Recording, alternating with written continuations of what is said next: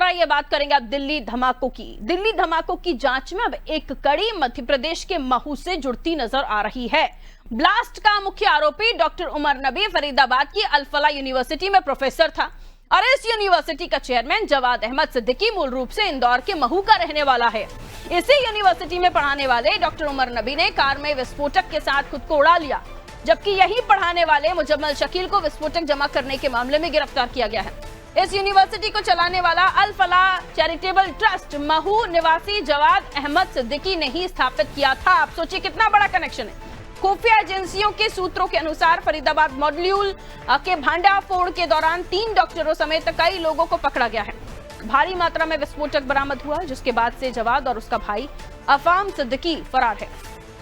अब एजेंसियां इन दोनों भाइयों की आतंकी मॉड्यूल में भूमिका की जांच कर रहे हैं कि आखिर इनका कनेक्शन और कितना गहरा था। जवाद पहले महू में अपने परिवार के साथ रहता था। उसके बाद परिवार पर पहले भी ठगी के आरोप उसके ऊपर लगते रहे हैं और 2001 में जवाद के परिवार ने महू में अल फलाह इन्वेस्टमेंट कंपनी खोली, जहां लोगों को 2 गुना मुनाफा देने का लालच देकर पैसे जमा कराए, लेकिन पैसा न लौटाने पर परिवार रातों रात महू से गायब हो गया। उसका भाई अफाम पहले भी 2 आपराधिक मामलों में जेल जा चुका है। महू पुलिस अब जवाद के रिश्तेदारों और पुराने संपर्कों की जांच भी कर रही है। एडिशनल एसपी रुपेश द्विवेदी के मुताबिक जवाद का परिवार महू के कायस्थ मोहल्ले में रहता था और उसके पिता मोहम्मद हामिद महू के शहर काजी भी रह चुके हैं। ये होगा होंगे 20-21 साल होगा होंगे सर। परिवार से क्या बच्चे खेला करते थे बाल अवस्था के अंदर, हम लोग खेलते थे, साथ में रहते थे मोहल्ले के अंदर, जब तक कोई इनका ये कारोबार था नहीं। हाँ, क्या कारोबार करते थे ये? इनका क्या शेयर मार्केटिंग का बताया करते थे, अल फलाह इन्वेस्टमेंट के नाम से इन्होंने ब्रांच खोली थी। उसमें काफी लोग पैसा लगाते थे, ले जाते थे। इस तरह का चलता रहा। 8-10 साल चला होगा तकरीबन। परिवार तो छोटा ही था उनका, यहाँ पर इतना ज्यादा परिवार में यहाँ पर भी थे, कहीं और दूसरी जगह पे रहते थे। तो यहाँ तो 2-3 भाई रहा करते थे, जवाद और उससे छोटा ये लोग रहते थे, ज्यादा परिवार नहीं था यहाँ। अभी आपको जानकारी लगी है कि जो दिल्ली ब्लास्ट? नहीं, मेरे को कोई जानकारी नहीं। दिल्ली ब्लास्ट जी, जी। उसकी जो एक यूनिवर्सिटी है, हाँ, उनके चेयरमैन ये है। हाँ होंगे वो। अपने को तो इस बारे में कुछ भी नहीं मालूम। यहाँ से गए, उसके बाद में हमको क्या पता कहाँ गए, क्या हुआ, क्या उनका ये लोग कोई इसका आइडिया किसी पब्लिक को रहता नहीं। आदमी भागा यहाँ से पैसा लेके, तो कहाँ गया क्या मालूम, वो खुद भी नहीं बताएगा और लोगों को भी कहाँ उतना समय है कि कोई किसी की जानकारी निकाले। अल फलाह इन्वेस्टमेंट कंपनी से शुरू हुआ इनका नापाक इरादों का फलसफा अब आके दिल्ली ब्लास्ट पर पहुंचा। जवाद, जिसका महू कनेक्शन बताया जा रहा है, वो अल फलाह यूनिवर्सिटी को शुरू करने वालों में से था और उसके बाद जो शख्स जिसकी मृत्यु हुई है, जो इस बॉम्ब ब्लास्ट में जिसने अपने आप को ह्यूमन बॉम्ब बना दिया, वो उसी यूनिवर्सिटी में प्रोफेसर। आप सोचिए कितने कनेक्शंस हैं। आइए, मेरे सहयोगी योगेश हमारे साथ जुड़ रहे हैं, उनकी तरफ मैं रुक कर लेती हूँ। योगेश, दिल्ली बॉम्ब ब्लास्ट न जाने कितना और क्या कुछ करने वाले थे ये। वो तो आप गनीमत रही कि एजेंसियां सतर्क थीं, समय समय पर उनकी जांच होने की वजह से इन्हें इतना समय नहीं मिला या ये तैयार नहीं कर पाए जो ये बॉम्ब बनाना चाह रहे थे। दिल्ली बॉम्ब ब्लास्ट के कनेक्शन एमपी से जुड़ रहे हैं, महू से जुड़ रहे हैं। सवाल ये है कि ये इनका परिवार जब यहाँ से लोगों के पैसे खाकर भागा था, उसके बाद से पुलिस ने इनकी सर्चिंग नहीं की। शायद ये वहीं से इनका क्राइम अगर पकड़ा जाता, वहीं से इनको सजा का ऐलान हो जाता, तो ये इतना बड़ा सफर तय नहीं करते। लेकिन अब जो चीजें सामने आ रही हैं, अब इनके और भी कनेक्शंस, अब इनके परिवार को टटोला जा रहा है, अब इनके रिश्तेदारों को टटोला जा रहा है। और कितने उम्र होंगे जो इनके परिवार में या इनके साथ कनेक्शन में होंगे। देखिए पारुल, महू का अब नाम, चूंकि महू एक बहुत बड़ी सैन्य नगरी जाना जाता है, और जिस तरह से सोमवार को कार में ब्लास्ट हुआ और उसके बाद में जिस तरह से विस्फोटक बरामद हुए, उसमें जो 2 प्रमुख नाम सामने आ रहे थे, मुजम्मिल और अन्य जो नाम आ रहा था उमर नबी। अब ये उमर नबी और शकील, मुजम्मल शकील आखिर है कौन?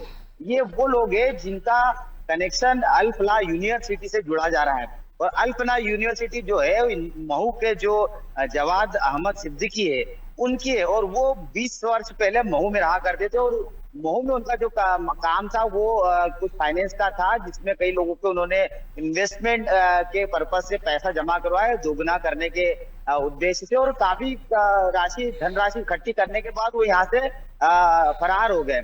अब ये समझ लीजिए कि फरारी के बाद में भी जब इतना बड़ा आरोप उन पर लगा था तो आखिर पुलिस उसको ढूंढ क्यों नहीं पाई? इतनी बड़ी यूनिवर्सिटी खोली, चेयरमैन बन गए, उस ट्रस्ट के अध्यक्ष हैं, और अब जब नाम निकल के सामने आ रहा है तो सबके जांच एजेंसी सारी जो है अब अलर्ट मोड पर है। महू इंदौर से लगा हुआ है, महू में जो पुलिस अधिकारी वो बारीकी से इस बात की जांच कर रहे हैं कि आखिर जो जवाद अहमद सिद्दीकी है उनके परिवार के और कौन लोग शामिल या जवाद अहमद सिद्दीकी का महू से और क्या नाता है, या और कौन ऐसे कनेक्शन में थे जिनको जो विस्फोटक बरामद हुए, जिस तरह के आतंकी गतिविधियां जो चल रही है उसमें किस तरह का इन्वॉल्वमेंट देखा जा सकता है। तो इस पूरी बारीकी से जानकारी, अब चूंकि महू का मामला आ गया सामने तो जो दिल्ली की जांच एजेंसियां हैं, तो दिल्ली की जांच एजेंसियां भी अब यहाँ महू में कहीं ना कहीं जानकारी निकालने का प्रयास करेगी। जो स्थानीय अधिकारी है, जो इंदौर और महू के पुलिस अधिकारी, उनके साथ मिलकर, और ये तो अवश्य है कि कहीं ना कहीं जवाद अहमद सिद्दीकी का कहीं ना कहीं इस पूरे कांड में कहीं ना कोई बहुत बड़ा नाता, तो क्योंकि उसी के यूनिवर्सिटी के 2 प्रोफेसरों का यहाँ जुड़ा जाना, और बड़े लंबे समय तक जब एक बड़ा आरोप उन पर लगा है, फरार है और आरोपी है, ठगी का आरोप है, उसके बावजूद 20 साल से वो वहां पर दिल्ली में रहकर फरीदाबाद में जो यूनिवर्सिटी संचालित करो, उस यूनिवर्सिटी के अगर 2 प्रोफेसर वो भी उन्हीं कम्युनिटी के आते हैं, और जो यूनिवर्सिटी है उसमें उनका पढ़ाया जाना, और उस वहां से पूरी व्यू रास्ता बनाना, उस कहीं ना कहीं एक बड़ा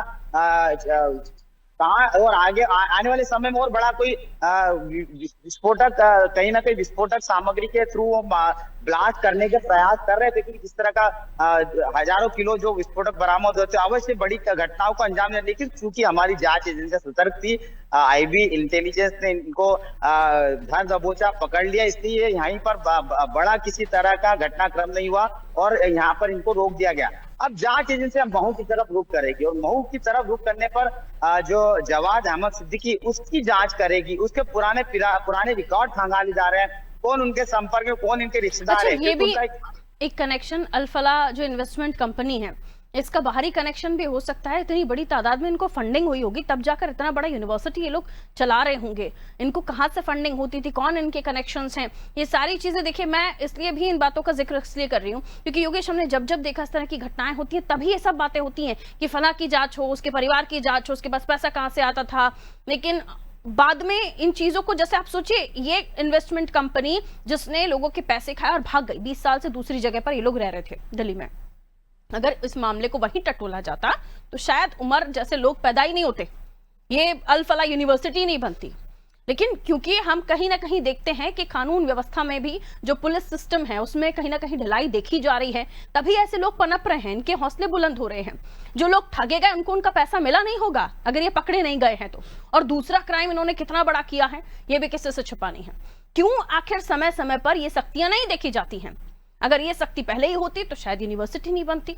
और अब हम जब जांच करेंगे तो फंडिंग का पता चलेगा, तमाम चीजों का। ये अभी क्यों, जब जब कुछ जलता है, जब जब कुछ मौतें होती हैं, तभी सिस्टम में एक एनर्जी दिखाई देती है, बाद में सब खत्म। ये क्यों? देखिए पारुल, जो आपने कही वही बात मैंने पहले भी कही थी कि अगर ये जिस समय ये ठगी का जो आरोप लगाता है, जिस तरह का इन्होंने इतना बड़ा फ्रॉड किया था, अगर तभी पुलिस प्रशासन और प्रशासनिक अधिकारी जो भी संबंधित विभाग है वो अगर इसकी जांच करते और इस व्यक्ति को ढूंढ कर निकालते तो शायद ये 20 साल में अपना इतना बड़ा आतंक का एम्पायर खड़ा नहीं करता।